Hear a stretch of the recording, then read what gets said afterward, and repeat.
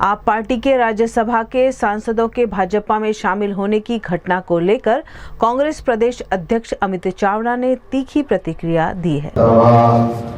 हमारे साथ खास उपस्थित डॉक्टर मनीष भाई जोशी, हेमांग भाई रावल, शास्त्री जी, नवीन भाई ने तमाम पत्रकार मित्रों हार्दिक स्वागत करिए छे। एक तरफ गुजरात में स्थानिक स्वराजनी लोक चूंटणीओनो माहौल है अने बीजी तरफ देश में भाजप और आम आदमी पार्टी जेवी पार्टीओ लोकशाही व्यवस्था ने मजाक बनावी रही है अने आखा देश में भ्रष्टाचार और अवसरवादनी जे राजनीति करी रही है एनाथी लोकशाही व्यवस्थाओं और लोकशाही परंपराओं कलंकित थई है। जे रीते एक तरफ गुजरात में भारतीय जनता पार्टी कटकी कमीशन और कमलम जे आखू नेक्सस है ये खुल्लू पड़ी गयु है। भाजपनो चाल चरित्र ने चेहरो गुजरातनी जनताए सारी रीते जोई लीधो है, ओळखी लीधो है।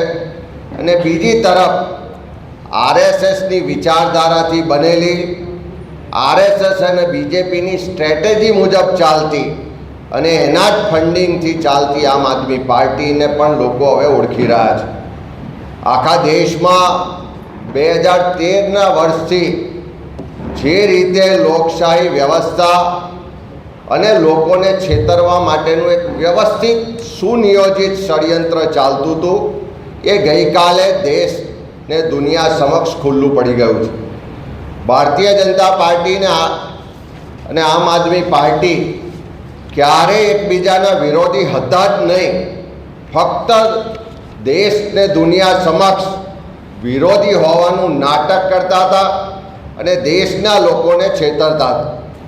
गई कालनी घटना थी आखो इतिहास जोईए तो 13 वर्ष सुधी जे जूठाणा चाल्या जे लोकोने छेतरवा माटेनुं एक सुनियोजित षड्यंत्र चालतुं हतुं एना परथी પડદો उठी गयो।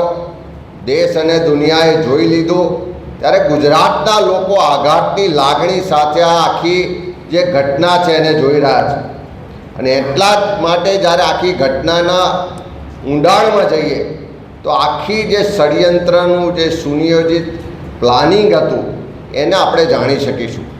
2013 में ज्यारे इंडिया अगेन्स्ट करप्शन मूवमेंटनी शरूआत थई आ आखी मूवमेंट ये आरएसएस और बीजेपी ब्रेन चाइल्ड हतुं अने एना अंतर्गत ज अन्ना हजारेजी ने प्रोजेक्ट करवामां आव्या। પડદા पाछळ कोण लोको हता, शुं एजेंडो हतो, केवी रीतनी आगळनी रणनीति हती ए आखुं प्लानिंग आरएसएसनुं हतुं। आखा देश में कांग्रेस ने सत्ता परथी दूर करवा माटेनुं एक आखुं प्लानिंग करवामां आव्युं हतुं अने ए ज रीते आपनो जन्म ज आरएसएस बीजेपी नी विचारधारा थी एना प्लानिंग थी थयो। 2013 थी जे मूवमेंट ऊभी करवामां आवी अने आपनो जन्म ए मूवमेंटना आधारे थयो अने जे रीते आखा देश में कांग्रेसना मत तोड़वा माटे નું ષડયંત્ર ગોઠવાયું અને એના ભાગ સ્વરૂપ આમ આદમી પાર્ટીને પાછળ બેકસીટથી ભારતીય જનતા પાર્ટીને આરએસએસે ચલાવ્યો। ગઈકાલે જે રીતે જોયું કે રાજ્યસભાના આમ આદમી પાર્ટીના 10માંથી 7 એમપીઓ એટલે કે 2/3 મેજોરિટી પત્ર લખી અને પાર્ટી છોડી હોત તો બરોબર છે પણ પત્ર લખી અને 2/3 majority MPO Bharatiya Janata party में मर्ज थवानी जाहेरात करे छे। ये आखा देश माटे देशना लोको माटे आघातजनक घटना हती पण ઊંડાણમાં જોઈએ तो कोई आजकालनी घटना नहीं पण पहलेथी रचायेलुं जे व्यवस्थित षड्यंत्र हतुं एना भाग स्वरूप आ कार्यवाही थई रही छे। ए ज रीते गुजरातमां पण तमे जुओ के भरूचना सांसद खुल्लेआम स्टेटमेंट करी रह्या छे कि थोड़ा समय में एक सीटिंग एमएलए ये आम आदमी पार्टी छोड़ीने भारतीय जनता पार्टी में जोड़ावाना छे एवं जाहेर में मनसुख वसावा कही रह्या छे। સૌરાષ્ટ્રના એક ભાજપના નેતા જાહેરમાં ભાષણ કરી રહ્યા છે કે તમે આપના લોકોને જીતાડશો તો થોડા જ દિવસમાં એ ભારતીય જનતા પાર્ટીમાં જોડાઈ જવાના છે, એમાં કોઈ શંકાને સ્થાન નથી. એટલે એ ભારતીય જનતા પાર્ટી જ હવે ખુલ્લેઆમ કહી રહી છે કે આમ આદમી પાર્ટીના લોકો એ અમારા જ લોકો છે અને આવનારા દિવસોમાં અમારી સાથે જોડાવાના. એટલે ભાજપ આખી જે રણનીતિ મુજબ ચાલી રહી છે કે આખા દેશમાં જે રાહુલ ગાંધીજી કોંગ્રેસનું વર્ચસ્વ વધતું જાય છે, લોકો ભાજપથી વિરુદ્ધ થતા જાય છે. 2029માં દેશમાં સરકાર બદલાવાનું સુનિશ્ચિત છે. ભાજપને હારનો ડર લાગે છે એટલે એમના જે બચ્ચાઓ હતા એને પાછા ફરી એમની પાર્ટીમાં જોડી રહ્યા છે અને લોકો છેતરાઈ રહ્યા છે. કોંગ્રેસ પાર્ટીએ છેલ્લા 12 વર્ષથી સતત કીધું કે આમ આદમી પાર્ટીએ ભાજપ આરએસએસનું બચ્ચું છે, ભાજપની બી ટીમ છે. કોંગ્રેસના મત તોડવાની રણનીતિના ભાગરૂપે ગુજરાતમાં એને લોન્ચ કરવામાં આવી છે. 2013થી તો લોકો ભ્રમિત હતા, પણ 2022ની ચૂંટણીમાં લોકોને સ્પષ્ટ ખ્યાલ આવ્યો કે આમ આદમી પાર્ટીએ ભાજપની બી ટીમ છે. સરકાર વિરોધના જે મત છે, એન્ટી ઇન્કમ્બન્સીના જે મત છે, એને તોડવા માટેનું એક આ વ્યવસ્થિત પ્લાનિંગથી એને સપોર્ટ થઈ રહ્યો છે. ત્યારે એવા સંજોગોમાં હવે કોઈને પણ આશ્ચર્ય નથી કે આમ આદમી પાર્ટી ભાજપની બી ટીમ છે. બધા જ આજે જાણી ચૂક્યા છે, જોઈ ચૂક્યા છે અને સાબિત થઈ ચૂક્યું છે. અને જ્યારે આ સંસદ સભ્યો મર્જ થયા ભારતીય જનતા પાર્ટી, ત્યારે પંજાબની જનતાને એવું લાગ્યું કે અમારી સાથે વિશ્વાસઘાત થયો, અમારી સાથે છેતરપિંડી થઈ. હજુ તો એવા પણ અહેવાલ છે કે થોડા દિવસોની અંદર પંજાબ સરકારના બહુમતી ધારાસભ્યો લેખિત સ્વરૂપે જાહેરાત કરવાના છે કે અમે બધા જ આમ આદમી પાર્ટીના ધારાસભ્યો, આમ આદમી પાર્ટી આખી બહુમતી ભારતીય જનતા પાર્ટીમાં મર્જ થવા જઈ રહી છે.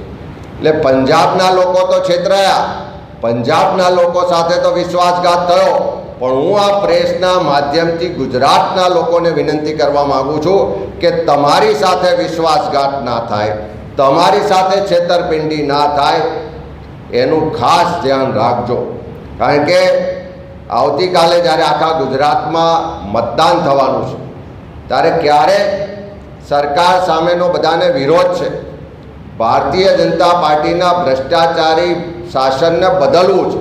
આ કુશાસનમાંથી લોકોને મુક્તિ જોઈએ છે, પણ જે વિરોધના મતો છે એને ડાયવર્ટ કરવાની, વિભાજિત કરવાની ભાજપ આરએસએસની સ્ટ્રેટેજી મુજબ કદાચ જો કોઈ આમ આદમી પાર્ટીને મત નાખ્યા તો તમારા મત વેડફાઈ જવાના છે. જે વિશ્વાસઘાત છેતરપિંડી પંજાબના લોકો સાથે થઈ, એવી છેતરપિંડી વિશ્વાસઘાત ગુજરાતના લોકો સાથે ના થાય એની વિશેષ કાળજી ગુજરાતના લોકો રાખે એવી વિનંતી પણ કરીએ છીએ. જ્યારે આખા ગુજરાતમાં પરિવર્તનનો શંખનાદ થઈ ચૂક્યો હોય, ગુજરાતના મતદારો પરિવર્તન માટે મતદાન કરવાનો સંકલ્પ લઈ ચૂક્યા હોય, ત્યારે પરિવર્તનનો સંકલ્પને કોંગ્રેસ જ વિકલ્પ, એકમાત્ર કોંગ્રેસ પાર્ટી છે જે ગુજરાતના લોકોના હક અધિકાર માટે હંમેશા લડી છે. ગુજરાતમાંથી આ ભ્રષ્ટ શાસનને દૂર કરવા માટે હંમેશા અવાજ ઉઠાવ્યો છે. અને આ એ જ કોંગ્રેસ પાર્ટી છે જે ગુજરાતના લોકોના વિકાસ અને ખુશહાલી માટે હંમેશા કામ કરતી આવી છે.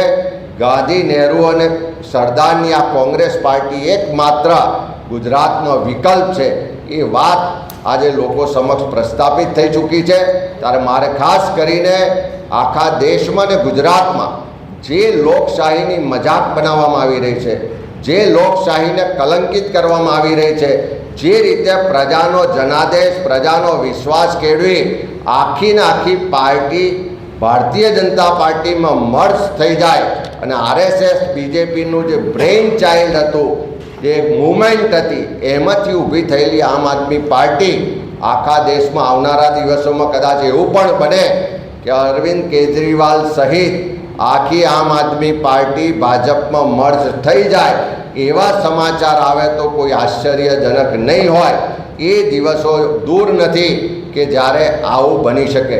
જેમ ગુજરાતમાં સ્ટેટમેન્ટો થઈ રહ્યા છે કે આમ આદમી પાર્ટીના એક ધારાસભ્ય થોડા સમયમાં ભાજપમાં જોડાવાના છે, સૌરાષ્ટ્રમાં સ્ટેટમેન્ટો થઈ રહ્યા છે કે ભાજપની અંદર જે લોકો જોડાવાના છે એને કદાચ તમે મત આપશો આમ આદમી પાર્ટીમાં તો પણ એ અમારી સાથે જ જોડાવાના છે. એનો સ્પષ્ટ મતલબ છે કે આ આમ આદમી પાર્ટી જે ભાજપની બી ટીમ છે, હું અમે વારંવાર કહેતા હતા કે આજે સાબિત થઈ ચૂક્યું છે. ત્યારે ગુજરાતના મતદારો આવતીકાલ માટે એટલું ધ્યાન રાખે કે તમારો મત વેડફાય નહીં, તમારો મત પરિવર્તન માટે છે, તમારો મત સુશાસન માટે છે, તમારો મત ભ્રષ્ટાચારીઓને દૂર કરવા માટે છે, તમારો મત તમારા ટેક્સના પૈસાની જે બરબાદી થાય છે એને રોકવા માટે છે. ત્યારે આ મત વેડફાય નહીં ને કોંગ્રેસ જ એકમાત્ર વિકલ્પ છે એ વાત કરવા માટે આજે તમારી સમક્ષ આવ્યા છે. ને એનો આપના માધ્યમથી ગુજરાતની जनता समक्ष मैसेज जाए, संदेशो जाए एवी विनती करिए. 32 साल से गुजरात में भाजपा पे नकेल डालने में कांग्रेस विफल रही है और एक गठबंधन की तरह सत्ता चली है भाजपा की कांग्रेस के साथ. इसका मतलब ये तो नहीं हुआ कि कांग्रेस का फंडिंग भाजपा से आ रहा है. दूसरी बात यह है कि उनका कहना है कि पूरी की पूरी पार्टी भाजपा में मर्ज हो जाएगी.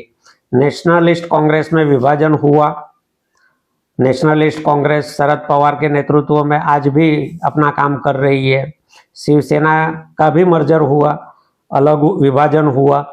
आज भी उद्धव ठाकरे जी की अगुवाई में शिवसेना काम कर रही है. कुछ लोग जो सत्ता के खिलाफ संघर्ष करते हुए सत्ता के सामने सरेंडर कर देते हैं, उसका कतई ये मतलब नहीं होता है कि पूरी की पूरी पार्टी मर्ज हो गई. कांग्रेस के बहुत सारे नेशनल लेवल के लीडर, चाहे वो ज्योतिरादित्य सिंधिया जी हो या जीतन प्रसाद हो या हेमंत बिस्वा शर्मा हो या गुजरात के स्तर पे बात करें तो गुजरात कांग्रेस के बहुत दिग्गज नेता नरहरि अमीन से लेके कुंवर भाई बावलिया से लेके आखिरी में अर्जुन भाई मोढवाडिया तक के, हार्दिक पटेल, अल्पेश ठाकुर, सीजे चावड़ा, अनगिनत नाम है कांग्रेस के नेताओं के जो भाजपा के सामने सरेंडर हो गए. इसका कतई मतलब ये नहीं हुआ कि पूरी की पूरी गुजरात कांग्रेस सरेंडर हो गई है. ख्वाब देखने पर, बातें करने पर कोई जीएसटी नहीं लगता है.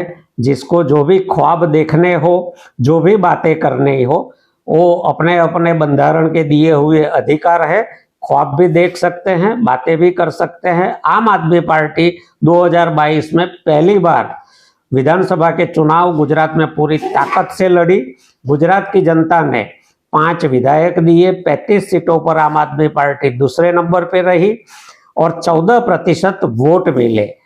लगातार 2022 से लेके आज तक गुजरात के किसानों के लिए, गुजरात के मजदूरों के लिए, गुजरात के बेरोजगार युवाओं के लिए, आशा वर्कर बहनों के लिए, हर तबके के लिए आम आदमी पार्टी के नेता और कार्यकर्ता सत्ता के खिलाफ संघर्ष कर रहे हैं, डटकर लड़ रहे हैं. उनकी लड़ाई को देखते हुए गुजरात के मतदाता, गुजरात के लोग आम आदमी पार्टी के साथ बहुत बड़े पैमाने पे जुड़ रहे हैं. चुनाव, स्थानीय निकाय के चुनाव के ठीक पहले आम आदमी पार्टी के 100 से अधिक नेताओं पर भाजपा ने ही केस किए हैं. कांग्रेस के कितने नेताओं पे केस भाजपा ने किए वो मैं जानना चाहूंगा. दूसरी बात, चुनाव में आम आदमी पार्टी के कैंडिडेट खड़े ना रहे उसके लिए भाजपा ने भरसक कोशिश की. पुलिस और प्रशासन का भी दुरुपयोग किया. फिर भी आम आदमी पार्टी के सन्निष्ठ कार्यकर्ता डटकर चुनाव लड़ रहे हैं. जनता का समर्थन मिल रहा है, पार्टी काम कर रही है, नेता संघर्ष कर रहे हैं. इसी के चलते जनता का समर्थन मिल रहा है. कौन क्या कहता है, कौन कौन से ख्वाब देखता है, इससे आम आदमी पार्टी को कोई फर्क नहीं पड़ता है. हम जनता के लिए लड़ते रहेंगे, सत्ता के खिलाफ संघर्ष करते रहेंगे. भाजपा के सामने सरेंडर करना वो हमारी ऐसी कमजोरी नहीं है कि हमको सरेंडर करना पड़े.